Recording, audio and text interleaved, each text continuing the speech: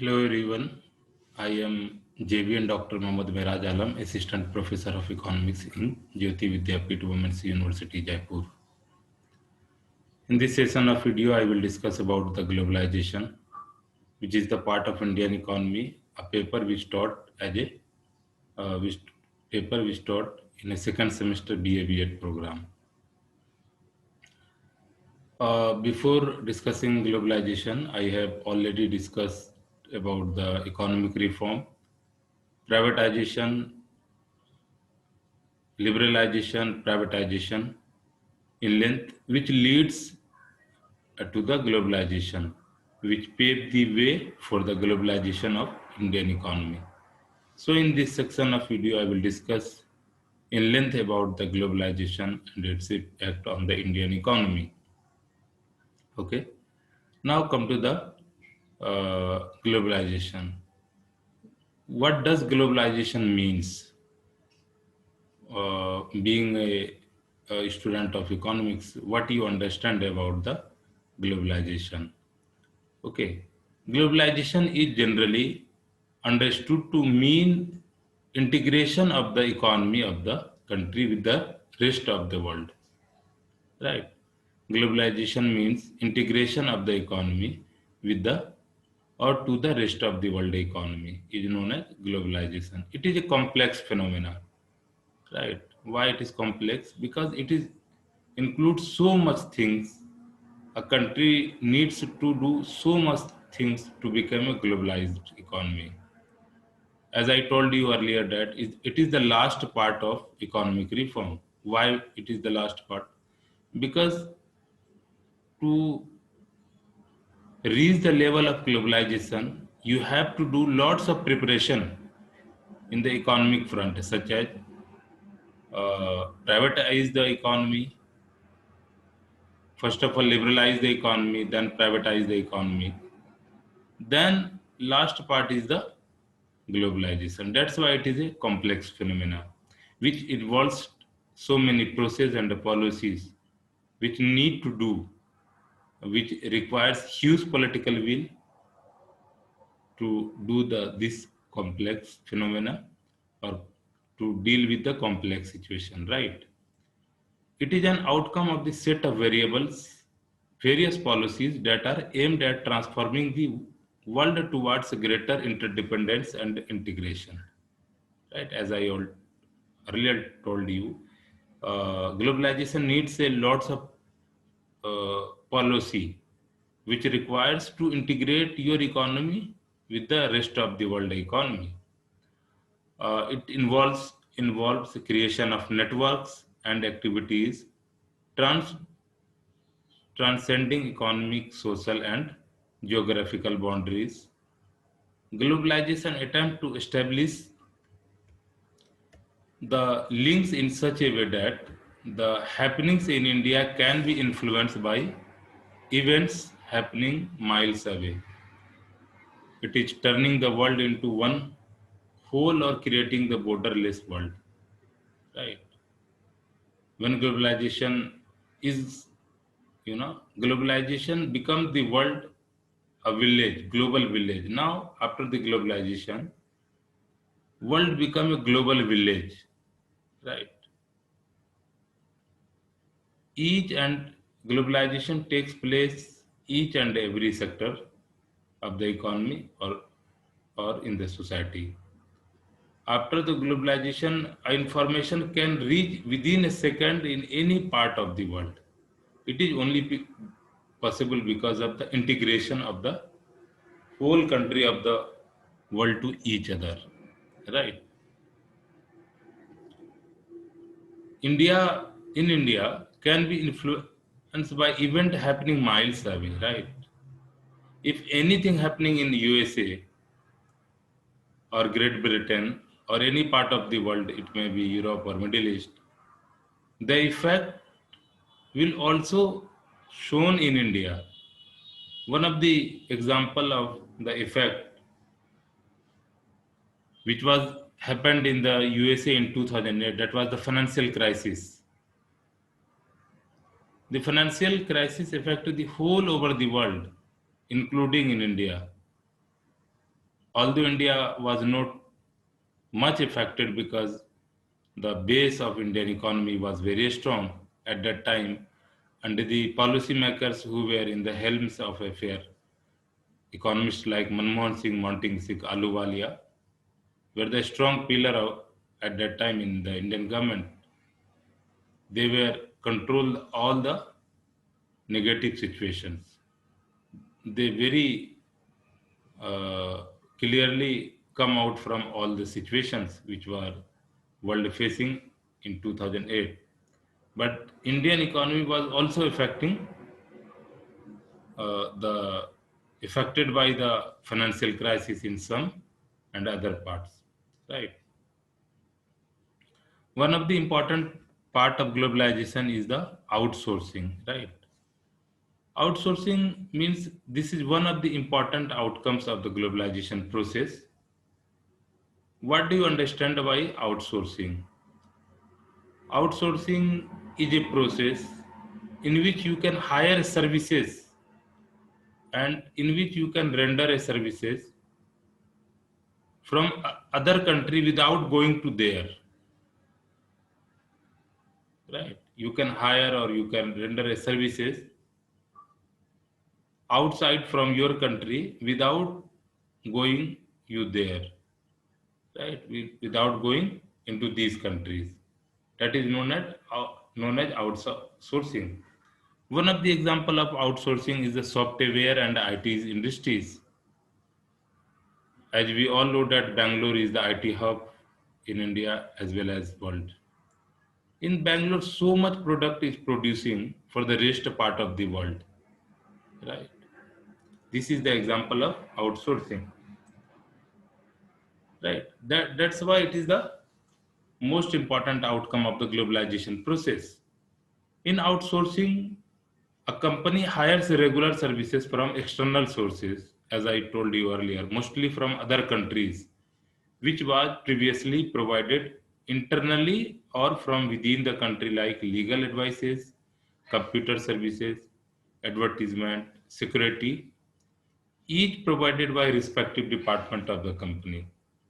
Okay, as a form of economic activity, outsourcing has intensified in recent times because of the growth of fast modes of communication, particularly the growth of information technology IT. Many of the services such as voice-based business process, known as BPO, which also known as business process outsourcing, or call centers, record keepings, accountancy, banking services, music recording, film editing, book transcription, clinical advice, or even teaching are being outsourced by companies in developed countries to India, right? All these services are provided by India to the rest of the world. Okay, these are the few example of the outsourcing services, which is only possible after the globalization, after the integration of the world economy from each other, right? With the help of modern telecommunication links, including the internet, the text, video, and visual data, in respect of these services and the visual data services is digitized and transmitted in real time over continents and natural national boundaries, right? Real time data transfer over the continents and national boundaries. This is only possible after the development of communication via text message, video link, and other sources of communication, right? Most of multinational corporations and even small companies are outsourcing their services to India, where they can where they can be availed at a cheaper cost with reasonable degree of skills and accuracy, right? there are a large number of MNCs which either shift their offices in India or render services from India. They are directly or indirectly independent to India because, as we all know, that India has a huge population, huge trained population, huge human resources, which are cheaply available for the MNCs, and MNCs are taking advantage of Indian population, Indian skilled and trained population, which are very available at a very cheap rate as compared to rest part of the world. That's why most of the software companies, IT companies are already open their offices in India, or trying to open their services in India, or they are getting services outsourced from India to the rest part of the world. Okay. The low wage rates and availability of skilled manpower in India have made it a destination for global outsourcing in its post-reform period, right? Which is already I have told you. Now come to the part of World Trade Organization.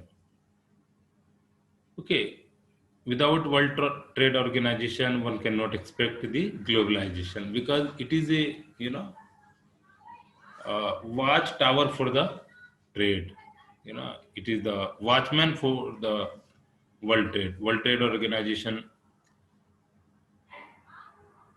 is a watchman for the world trade. The earlier name of World Trade Organization was GATT, GATT, General Agreement on Trade and Tariff, which was formed in 1945. Right. Now GATT have been converted into World Trade Organization in 1995. Right. That's why the WTO was founded in 1995 as the successor of organization to the General Agreement on Trade and Tariff GATT. Right. GATT was uh, established in 19. Sorry, I was told you in 1948. It was in 1948 with 23 countries as a global trade organization to administer all multilateral trade agreement by providing equal opportunities to all countries in the international market for trading purposes, right? WTO is expected to establish a rule-based trading regime in which nation cannot place arbitrary restrictions on trade, right? To stop the malpractices in the international trade, to stop the dominance of one country on the other country in the international trade, to stop the undue advantage taken by the dominant countries in the world trade, to stop the monopoly created by developed nation in the world trade. The WTO has been created, and WTO play the rule-based game in which for all the member countries have to treated equally and given preference equally. No major or minor country can be exploited or taking advantage by hook and crook in any means. If any country violate the rule of WTO, they may be punished according to rules laid down by the WTO. Okay. In addition to in addition, its purpose is also to enlarge production and trade of services to ensure optimum utilization of world resources and to protect the environment. Right? The World Trade Organization agreements cover trade in goods and as well as services to facilitate international trade, bilateral and multilateral through removal of tariffs as well as non-tariff barriers and providing greater market access to all member countries. Right. So this was the case of WTO. As an important member of WTO, India has been in the forefront of framing fair global rules, okay, regulations and safeguards, and advocating the interest of developing world. Okay, India has kept its commitment towards liberalization of trade made in the WTO by removing quantitative restrictions on imports and reducing tariff rates. Right. India has played the dominant role and a dominant part in the framing the rules and the regulations in the of the World Trade Organization. Right. So this was the role played by WTO in the World Trade Organization. Some scholars question the usefulness of India being a member of World Trade Organization as a major volume of international trade occurs among the developed nations. They also say that while developed countries file complaints over agriculture subsidies given in their countries, developing countries feel cheated as they are forced to open up their market for developed countries but are not allowed access to their market of developed countries. These are the few points which are still unanswered by the WTO and other developed countries, which is matter of discussion, right? Still, which is a matter of discussion. So I think this is sufficient in this video. I will discuss more about WTO and its impact on the global economy and globalization and its impact on India and the global economy in the next coming video. Thank you so much for watching this video.